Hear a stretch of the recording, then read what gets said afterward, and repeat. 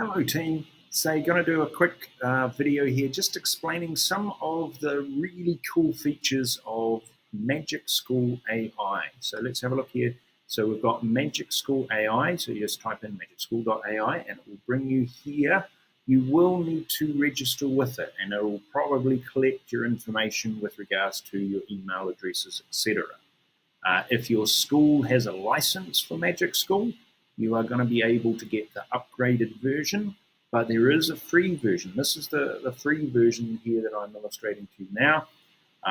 But there is, as said, you can pay a little bit more to get some extra things in here. Right, so what it is it's a platform where the authors of this have created education-based GPT apps. The background of it is all ChatGPT, right? So within this environment, it is protected, right? And so it is a little bit safer to use than perhaps if you were to just go randomly into ChatGPT and asking it to do things, or get your students to go randomly into ChatGPT or others and try and generate these sorts of contents. It's also designed by educators. There's a little bit of an American slant to it, but it is designed for teachers with regards to the things that we might need to do. Right? So these were ones that I have favorited. Right? So tools that I really like and think are really good. So generating original academic content customized to the criteria of your choice. So you click on that and it's going to be able to create something for you, a worksheet, a workbook, etc. And it will be specific to what you have asked it to be. And then you can edit it and add to it, etc. Create songs. That's always fun based on a particular topic that you give it. Data table analysis. It can create a table with data of your choice. DOK questions. I use this quite a bit, where it generates questions and then it has different levels of knowledge or different depth of knowledge to answer each specific question. So then you're able to use that to generate big worksheets and put extra links in so that the students can develop their understanding of particular topics. Exemplar and non-exemplar. So the AI writes possible examples to specific questions and possible non-exemplar ones. So what is expected and what is perhaps not as expected. Lesson plans. It will actually generate entire lesson plans for topics. Now, quite clearly you need to be quite specific with those. And if it's like an IB lesson or an IGCSE lesson, then there are some requirements that might not necessarily fall within the scope of what that can do. Math spiral review, I haven't tried that, but it does look kind of fun. Generate a spiral review problem for any math standards or topics. Text rewriter, so you give it a text that you wish to be rewritten and tell it how you want it to be rewritten, and it will rewrite it for you. Now, this is obviously something that I'm quite keen on, the idea of coaches' sports practice, and it will generate a plan for a sports team. Student work feedback, student work feedback. You can give it the feedback and tell it what you want it to feedback on, and it will then give you that feedback. Text-dependent questions, you can give it the text, you input the text, it creates questions. Vocabulary-based texts, so you can have a text for your class with specific vocabulary in it so that they practice those words. It can generate vocabulary lists. I use this one, YouTube video questions. You create the questions based on the YouTube video. And then you can, again, create an entire worksheet, and then there's the YouTube video, usually with timestamps with regards to the questions. YouTube video summarizers, again, they're quite useful. If you've got a longer video explaining content, you can use that to summarize the content. And again, it can become part of their notes, or it can be a worksheet that you create.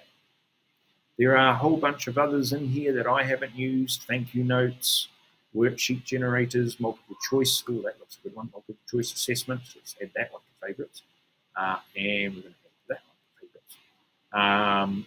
It will add new apps within here on a reasonable basis. Report card comments, you might like that. This one generates rubrics, where it can generate the rubric for your assignment, creating professional emails, right? Informational text. There's quite a lot. So if individual education plans is what is needed, there are apps in here for that as well. Right? This one here is quite an interesting one, a text translator. We're going to come back to that in a bit. Unit plan generator, it can be based apparently on topics, standards, and objectives. We haven't used that yet, but that might be an interesting one to look at and compare it to what you've already got and see if you can add, change, make it perhaps a little bit more in-depth. So there are quite a lot. Maths, word stories, choice boards, project-based learning, actually creating a full project plan. They have Jeopardy games within it. This is just incredible what sorts of things they can find. And there are more and more and more that you can possibly do, including things like creating your own chatbot, right? Which might be quite a useful thing as well, right? Not just for teachers, but also team building activities, right? So there's science assessments, right? All of these in here. Common misconceptions, generate the common misconceptions and how to address them for any topic. So these are really good and very useful things that a teacher can use. But there's even more to it. Now, quite clearly, when you get ones that have questions, so designing 10 questions about, for example, if you upgrade, it will allow you to generate more questions, etc.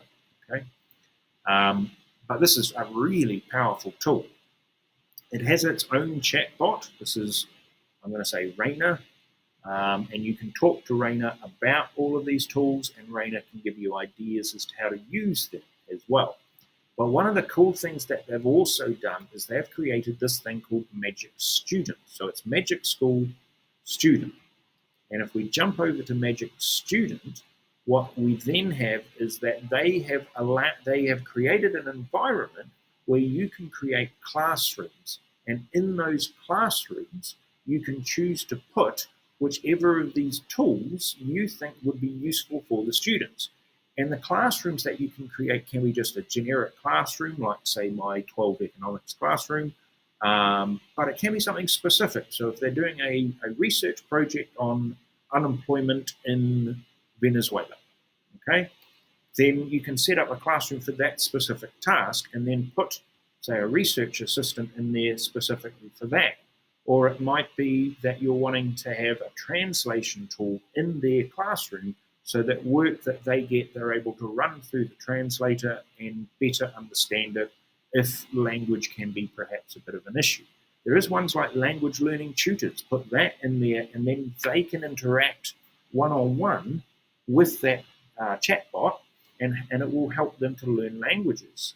Character chatbots, so historic figures, right, where they can talk with that person. I would really like one for economics. I would like them to be able to talk to John Maynard Keynes. I would like them to talk to these people about their economic theories. I think that would be a fantastic thing. There's also individual tutors, so you can push a tutor into that classroom that the student then has access to, and they can ask them one-on-one questions about the material that you're covering. And the reason why that's really good and significant is because then because you're the teacher, you've got the back door to it. So they can ask questions that they might feel more comfortable or home doing it, and you can see what they've asked, and you can see the responses that they're getting. And if they're not necessarily behaving in an as appropriate way, you can actually remove them from the class. Right? So that's quite a significant feature.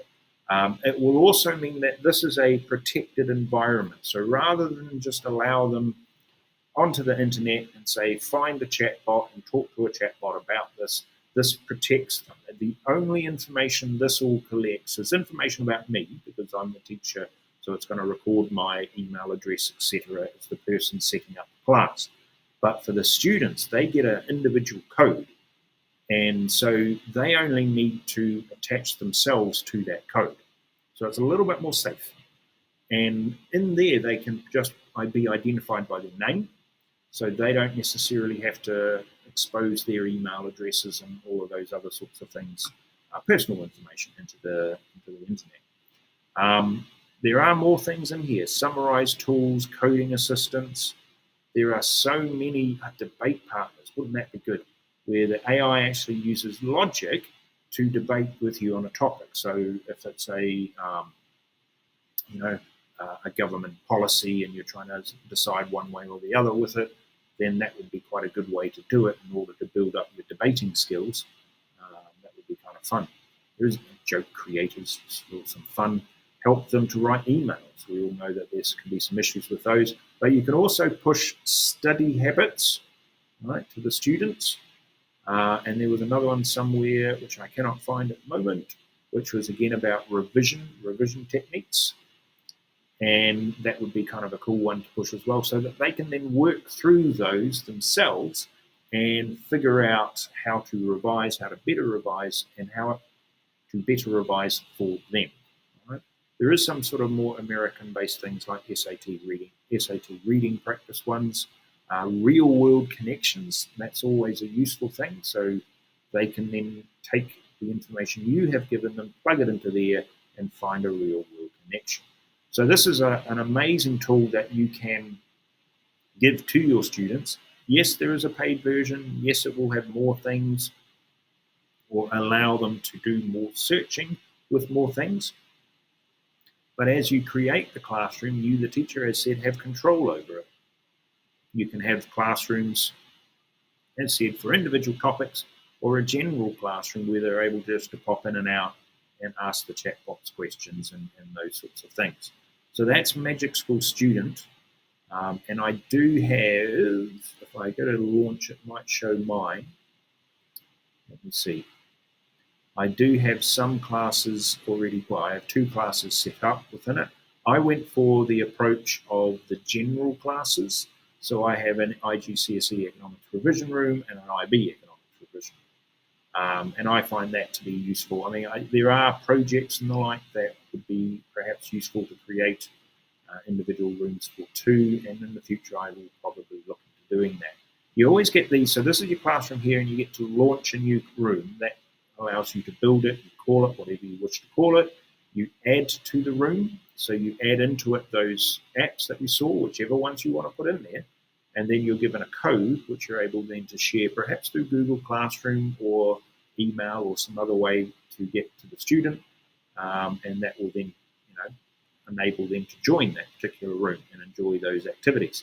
So this is for you. This is your action buttons here with regards to the whole classroom. So things that you can do, you can pause the class. Okay, we just need to pause it for the moment. Nobody can now access it. It's paused.